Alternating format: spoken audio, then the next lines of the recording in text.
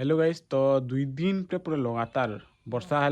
एखनका के खरा हो देख हाथी आम कपड़ा गुरा सब सुखे देछू हमें तो पूरा काला काला हो गया रे बाबा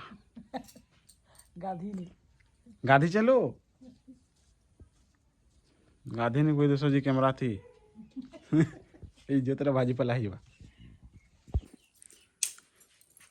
तो गाइस एखन संध्या 4 होगलान आउ इटा माँ घरे छोट छोट काट गुरा के भंगे दौन कहते कि जुए जालवा लगे ठीक है कहीकर आउ एखन जालबे रान्हा बढ़ा करबे मामा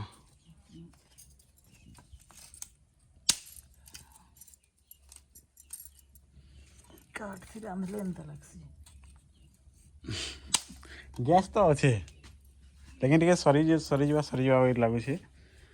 बोले एथि चूल्हा रांधुछ आउ दुईटा तुन गुटे थी रांधत अलग अलग रांध भातटा से रांधे टे बेसी टाइम लगवा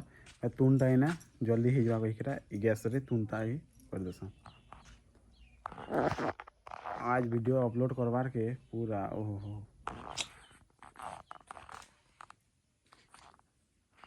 नया थी आसुनी थे पूरा गंजी रखे दे सोचू नया थी आसुनी थे आज का बिल्कुल आज खाली खाली अपलोड करी करी पागल ही जी खरा थे रही सोचू मारियो केंदे केंदे दिसे पूरा है गंजी रखे खरा थे रहे बोले बाल और चेहरा में से